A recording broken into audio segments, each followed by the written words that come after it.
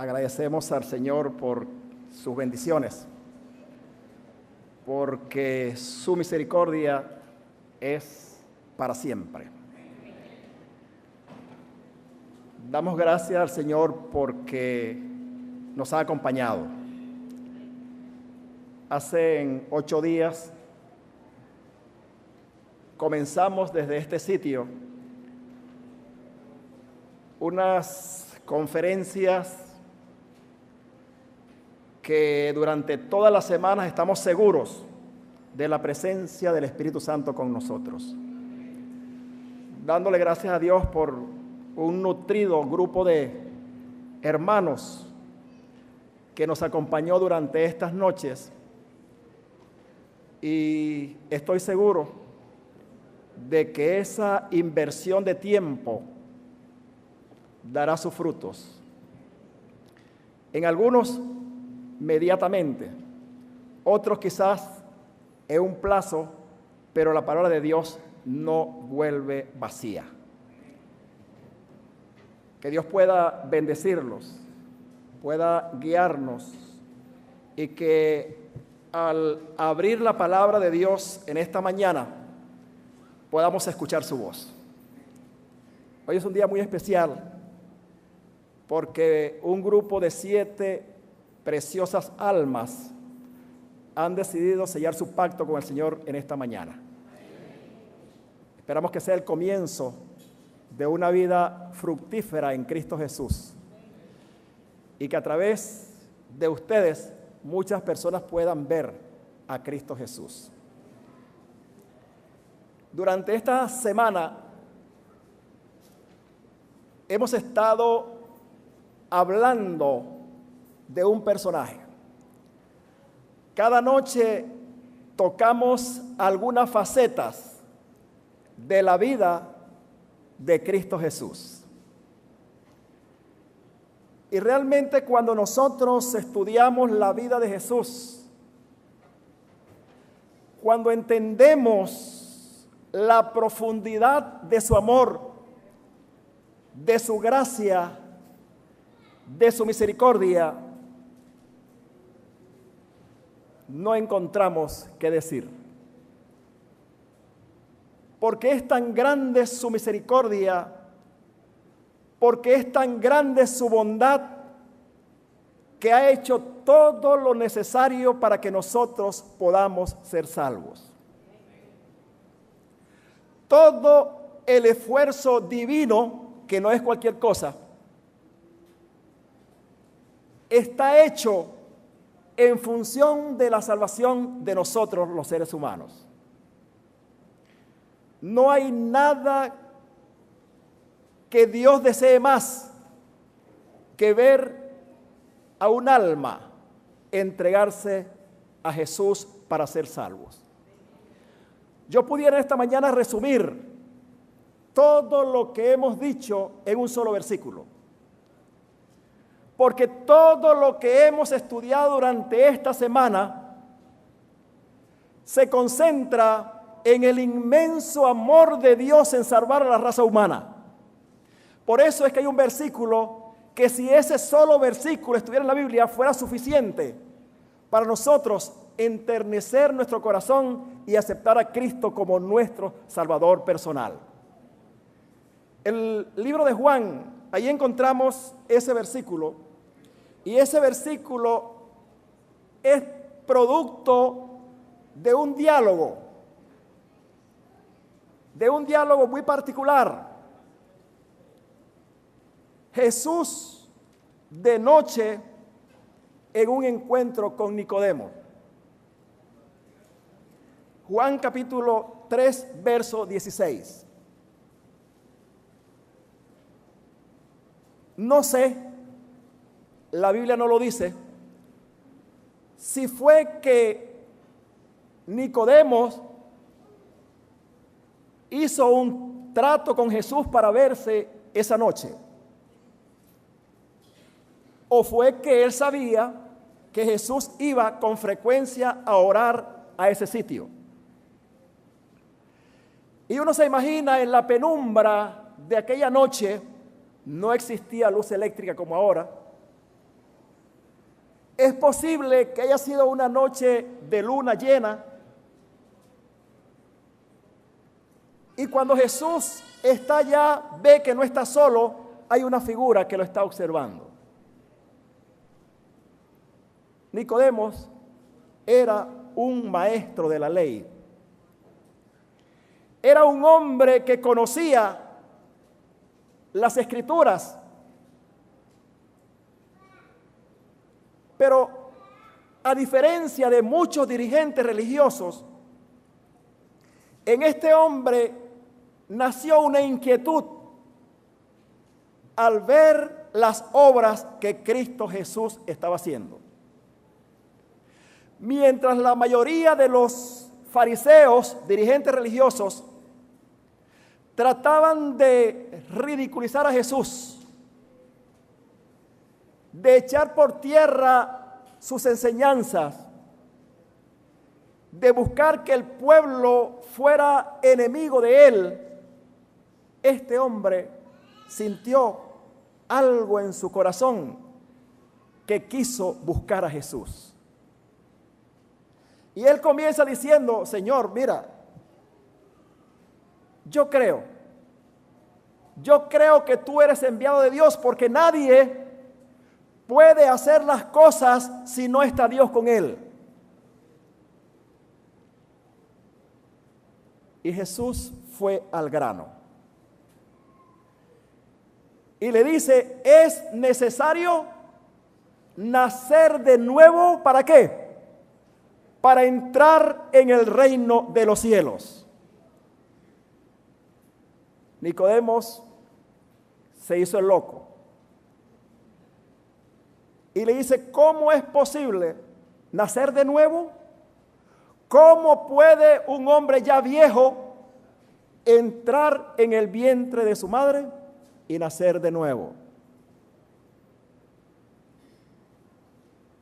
Jesús le dice: ¿tú eres un líder religioso y no conoces de esto? El viento de donde quiera sopla y oye su sonido, pero no sabe de dónde viene ni hacia dónde va. Así es todo el que es nacido del Espíritu. Y hermanos, yo estoy seguro en esta mañana que no es fácil que nosotros podamos decir cuándo comenzó nuestra conversión. Pero en un momento de la vida sentimos necesidad del Señor de nacer de nuevo, de poder tener acceso a la salvación en Cristo Jesús. Y el viento del Espíritu Santo ha obrado en tu corazón y has decidido seguir a Cristo Jesús. Pero el clímax de esta conversación está en este versículo. Porque de tal manera amó Dios al mundo que dio ¿a quién? A su unigénito Hijo. ¿Para qué? Para que todo aquel que crea en Él no se pierda, sino que tenga vida eterna. Qué hermoso versículo. Qué grande. Dios dando todo lo que tenía para que tú y yo podamos tener acceso a la salvación. De tal manera. Anoche cuando hablábamos acerca de Jesús el yo soy,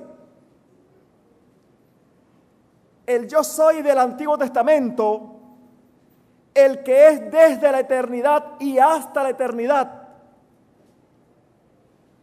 no podemos entender que ese ser se haya hecho hombre y habitó entre nosotros,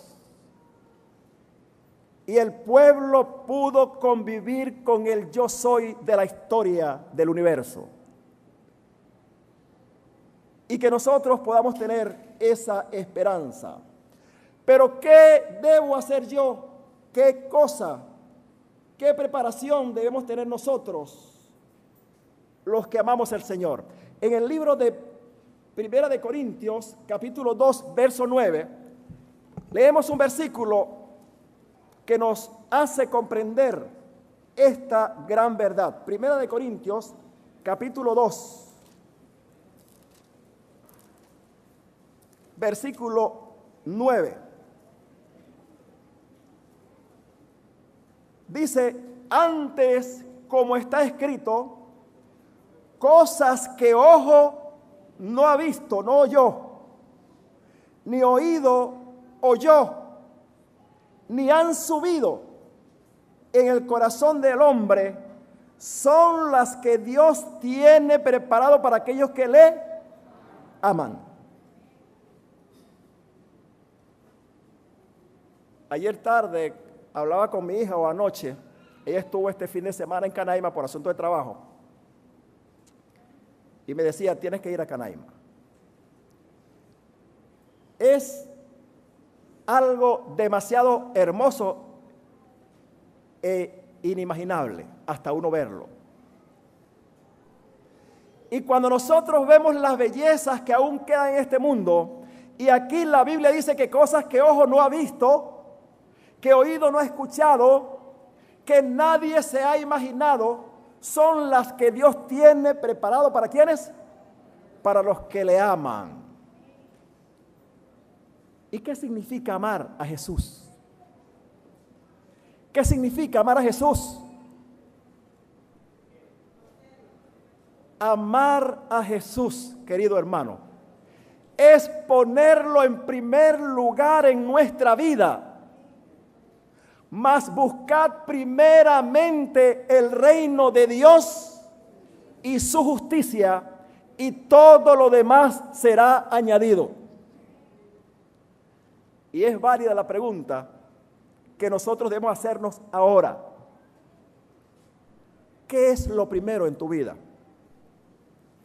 ¿Qué cosas están ocupando el primer lugar en tu vida?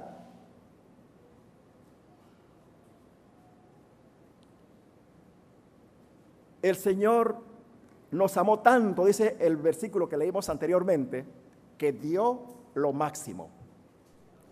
En la persona de Cristo Jesús se dio el cielo entero, completo. Era el Hijo de Dios, por amor a salvarnos a nosotros.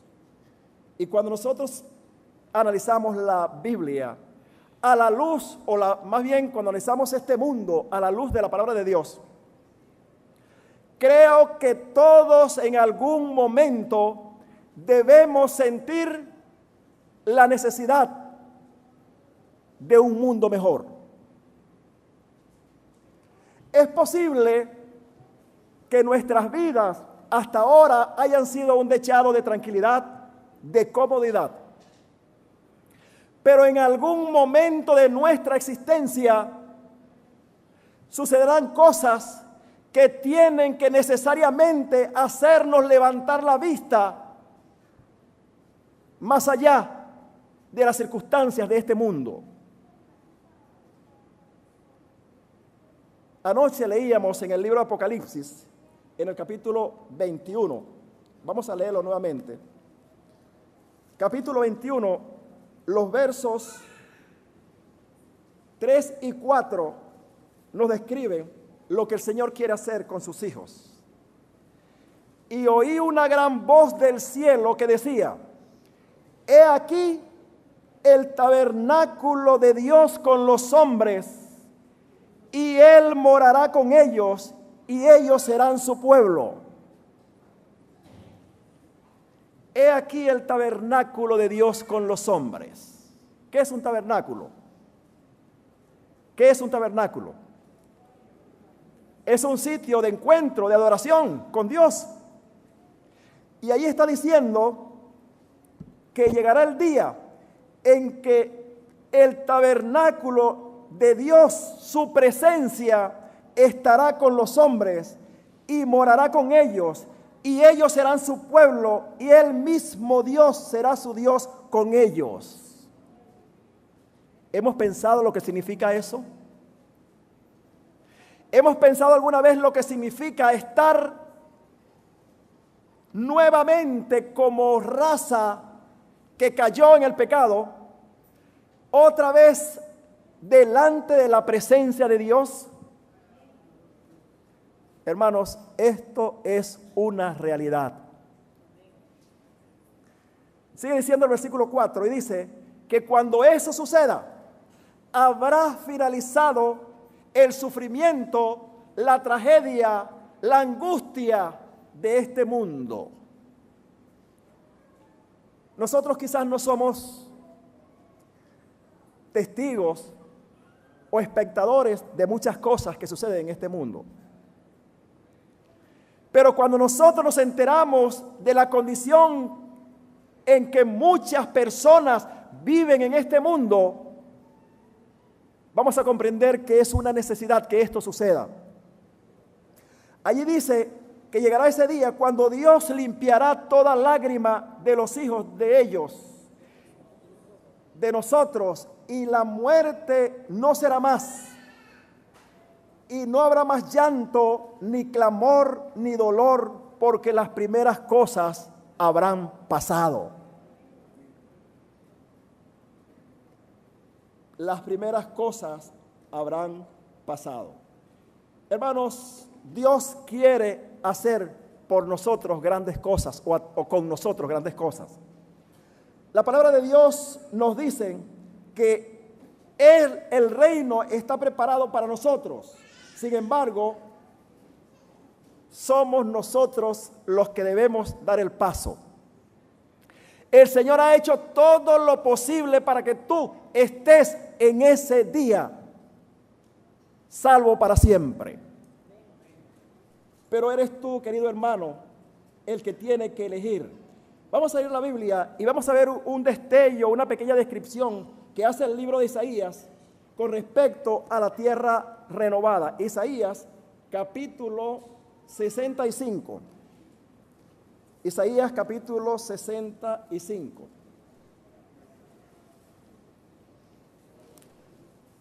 Vamos a leer en los versos 17 y luego leemos más adelante los versos 21 al 25. Allí nos dice: porque he aquí, yo creo nuevos cielos y nueva tierra, y de lo primero no habrá memoria, ni más vendrá al pensamiento. Mas os gozaréis y os alegraréis por los siglos, ¿qué sigue diciendo? De los siglos, en las cosas que yo creo. Porque he aquí que yo creo a Jerusalén alegría y a su pueblo gozo. Alegrarnos por la eternidad, ser felices para siempre, vivir eternamente con Cristo Jesús. Y hermanos, cuando nosotros entendemos esto, vamos a comprender que lo más grande que puede pasarnos a nosotros es alguna vez ver a Cristo cara a cara. Porque va a ser la expresión de gratitud que ahora no entendemos. No entendemos. El apóstol Pablo dice que ahora vemos oscuramente como por un espejo. Pero cuando eso suceda, veremos las cosas a la dimensión de la realidad de lo que nos espera. Por eso el versículo 21 sigue diciendo: allá edificarán casas y morarán en ellas. Plantarán viñas y comerán del fruto de ellas. ¿Cuántas personas en este mundo se ilusionan y comienzan a hacer grandes inversiones, grandes casas, y de repente viene la muerte y se acabó todo? Con cuánta ilusión las personas plantan. Hace poco hablaba con un amigo y le pregunté: mira, ¿y tu papá? Que tengo días que no lo veo. Y me dijo: mi papá falleció. Era un hombre fuerte todavía. Y él me dice: y lo triste es que él me había dicho una semana antes que había comprado un terreno para retirarse al campo a descansar. Consideraba que ya había trabajado suficiente y quería disfrutar los últimos días de su vida. Y llegó la muerte y le dio un infarto fulminante y se acabó. Ese es este mundo. Aquí no hay seguridad de nada, pero el Señor nos está diciendo que allá edificaremos casas y disfrutaremos de ellas. Plantarán viñas y comerán de sus frutos. No edificarán y otro morará.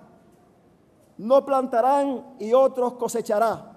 Porque según los días de los árboles serán los días de mi pueblo, y mis elegidos perpetuarán las obras de sus manos. No trabajarán en vano, ni engendrarán para maldición, porque son simientes de los benditos de Jehová, y su descendencia con ellos. Y será que antes que clamen, responderé yo.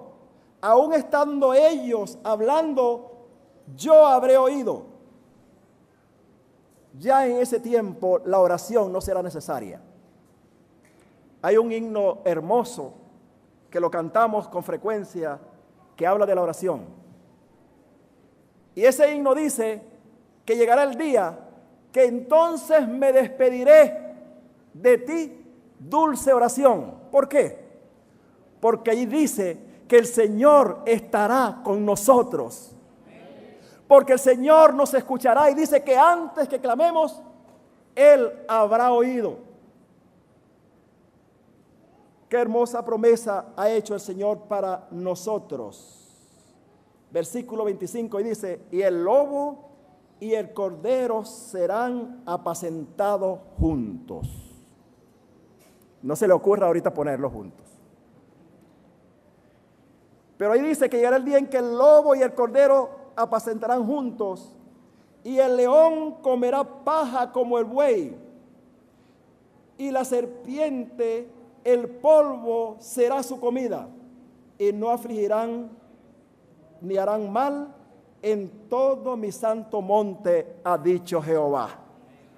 Hermanos, es sencillamente la restauración del mundo al plan original. Y usted dirá, bueno, ¿cómo es posible que el león va a comer paja como el buey? Vayamos a la Biblia. Cuando nosotros leemos Génesis en la creación, dice la palabra de Dios que la dieta de los animales y de los seres humanos era ¿cuál? Era vegetariana. El pecado trastornó todo, y a ver la muerte tenía que haber también carroñeros. Pero cuando todo vuelva a ser como fue en el principio, entonces haremos las cosas que a veces nos provocan y no podemos hacer.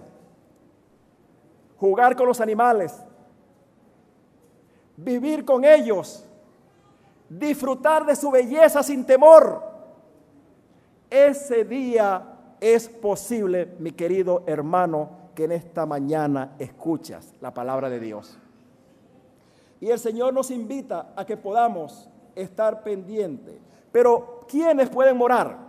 ¿Quiénes? Vean lo que dice la palabra de Dios en el libro de Apocalipsis, capítulo 21. Apocalipsis, capítulo 21.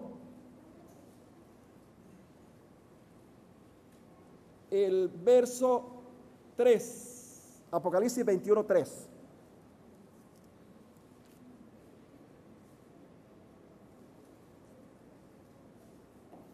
Perdón, sí, Apocalipsis.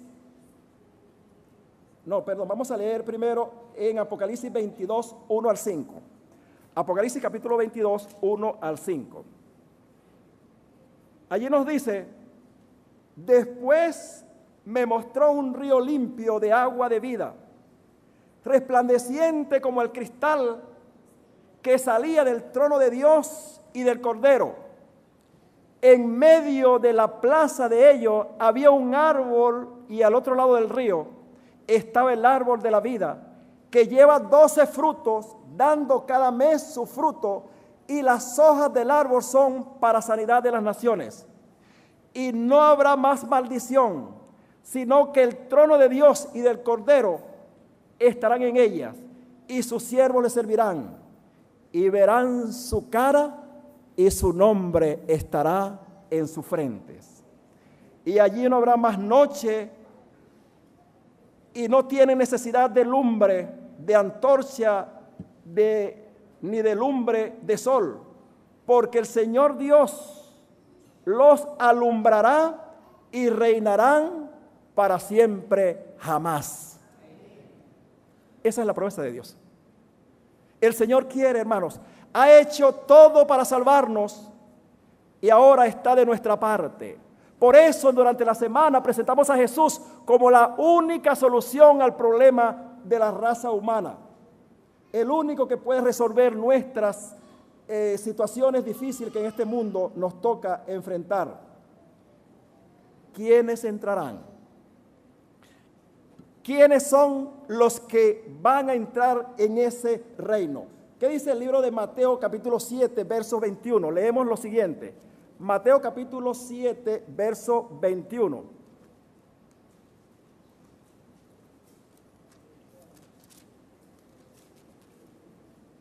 Dice el versículo 21 lo siguiente: no todo el que me dice Señor, Señor, entrará en el reino de los cielos, mas el que hiciera ¿qué cosa? La voluntad de mi Padre que está en los cielos. No todo el que me dice Señor, Señor. En este mundo en que vivimos, la mayoría de las personas invocan al Señor, ¿sí o no? Claro. El mundo religioso en que vivimos se ha multiplicado por todas partes. Y muchos aclaman a Dios como su Señor. Pero la evidencia o la característica de los que han de heredar, dice el versículo que acabamos de leer, nos dice allí que entrarán ¿quiénes? Los que hagan la voluntad de su Padre. ¿Y qué es hacer la voluntad de Dios? ¿Qué es hacer la voluntad de Dios? Es vivir de acuerdo a los mandamientos que Dios ha establecido como regla de conducta de los que han de heredar la patria celestial.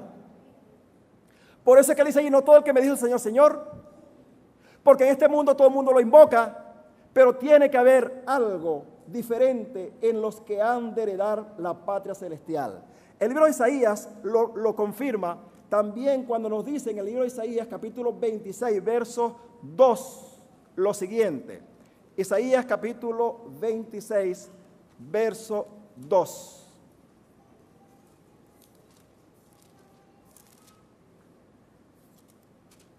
Allí nos dice el profeta Isaías, o Dios a través del profeta, lo siguiente: abrid las puertas y entrará gente justa, guardadora de ¿qué cosa? De verdades. Gente justa, y Dios considera justo ¿a quién? El que obedece, guarda las verdades que están en su palabra. En un mundo en la cual son pisoteadas incluso por el mundo religioso. Y el Señor nos dice allí que entrará, ¿verdad? Abrirán las puertas y entrará gente guardadora de verdades. Se refiere allí, hermanos, a la puerta del cielo. Y dice el versículo siguiente, el 3, dice: tú le guardarás en completa paz, cuyo pensamiento en ti persevera, porque en ti ha confiado.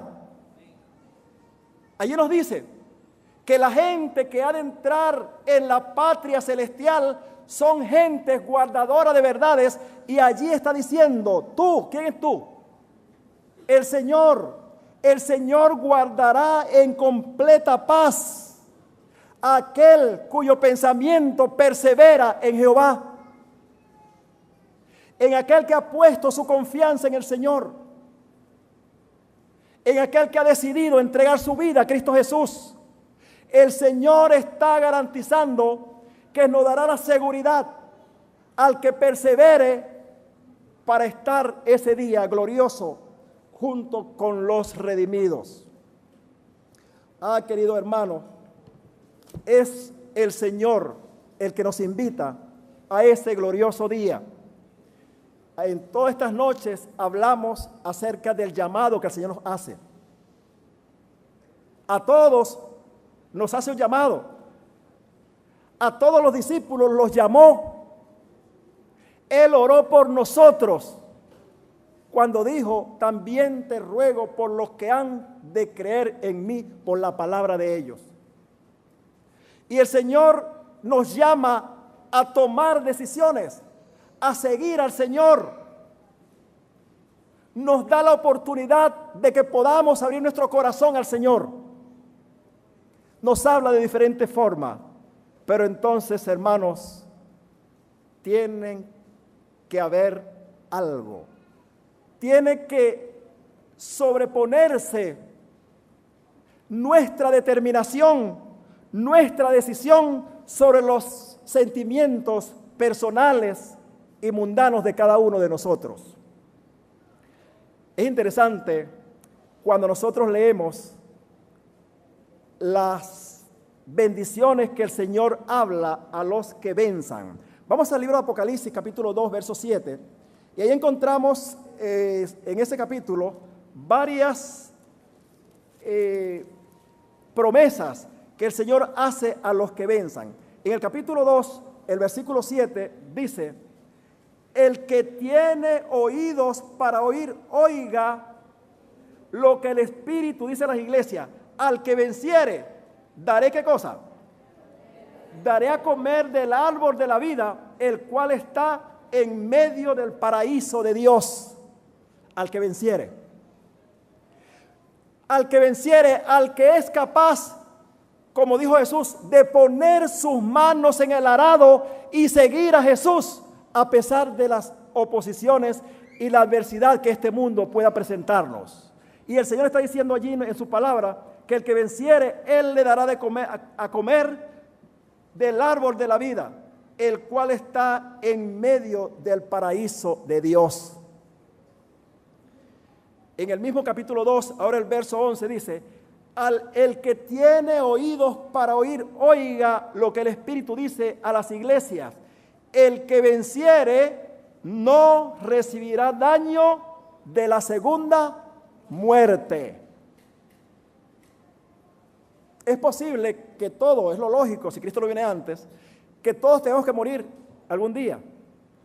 Pero ahí está diciendo que cuando nosotros hacemos de Cristo Jesús el centro de nuestra vida, la segunda muerte no tiene potestad sobre nosotros.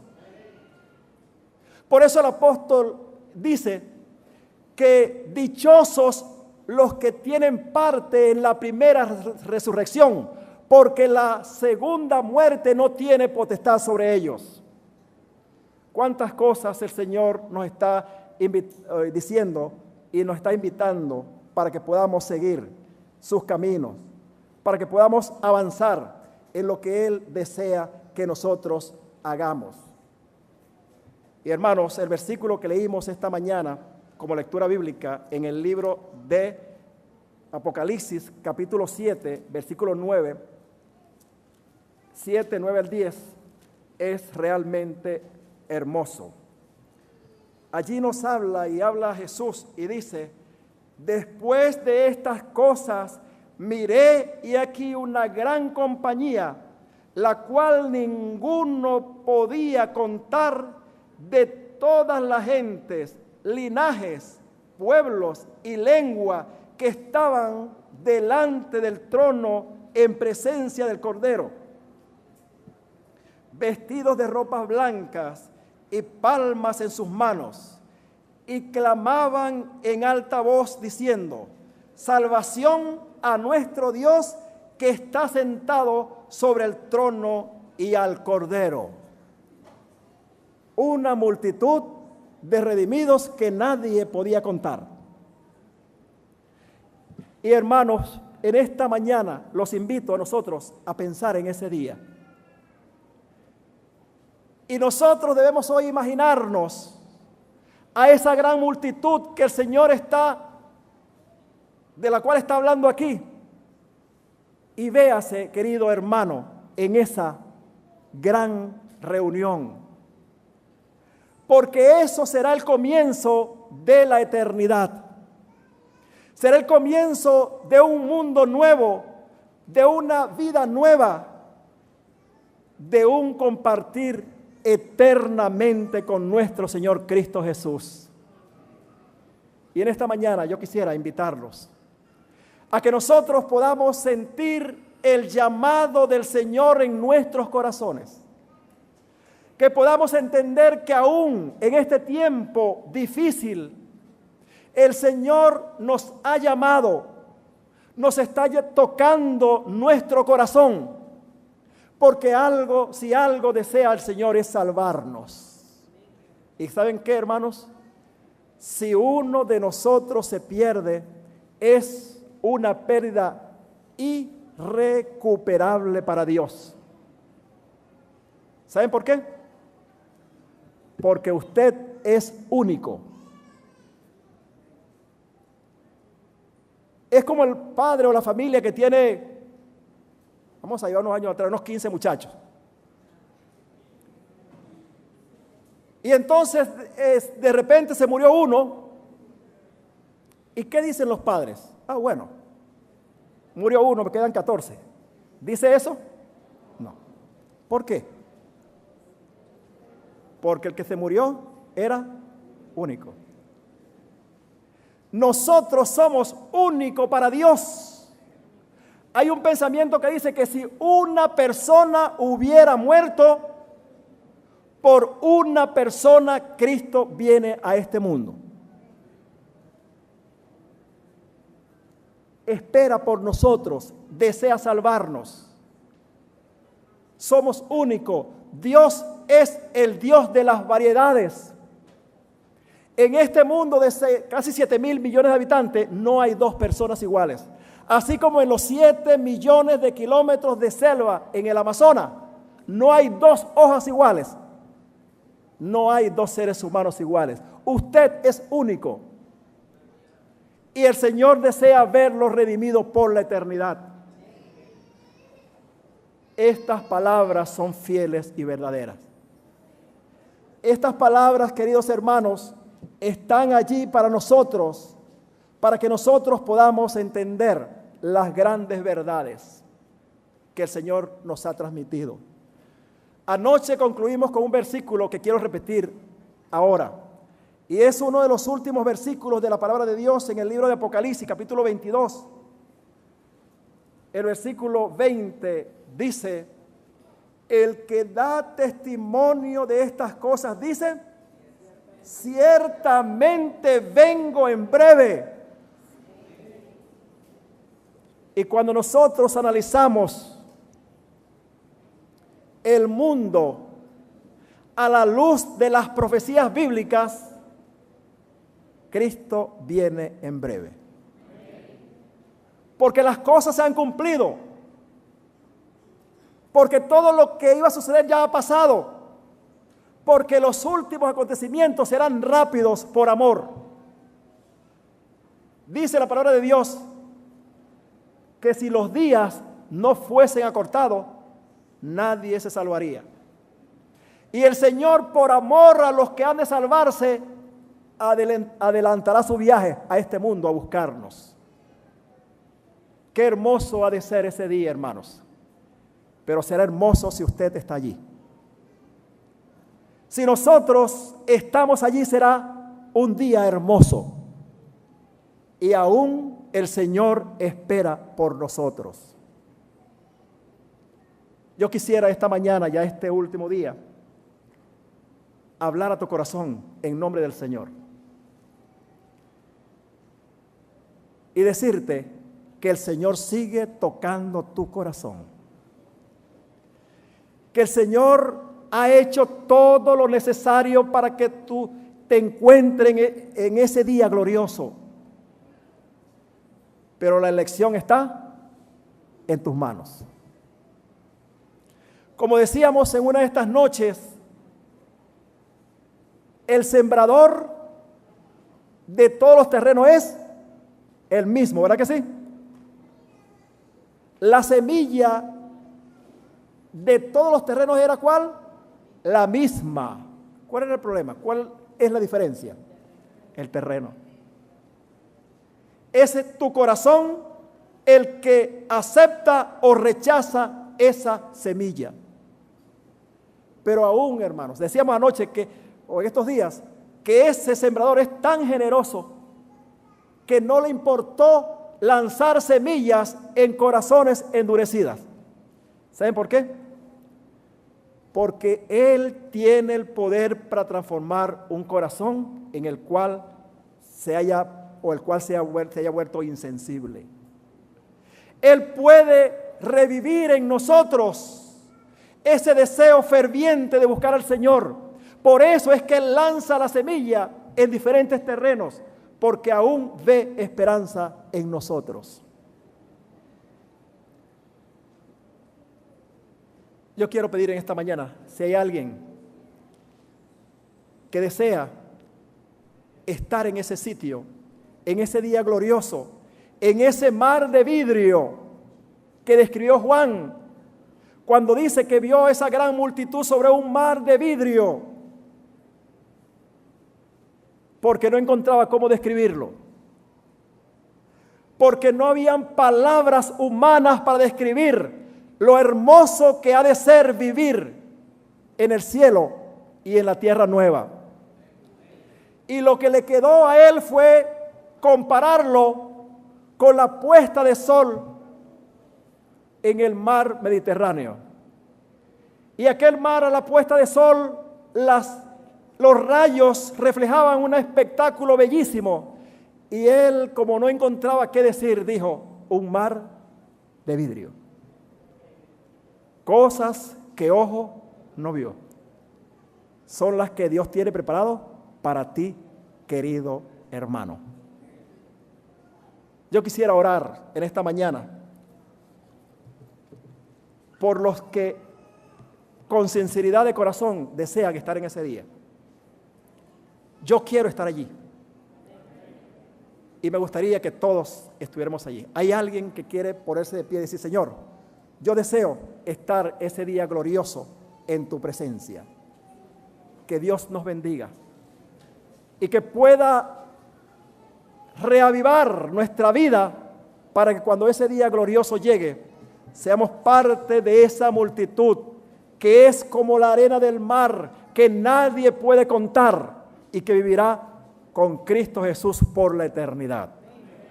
Oremos. Gracias, Señor, por esta semana maravillosa que nos has dado. Gracias porque tú has hablado a los corazones de tus hijos.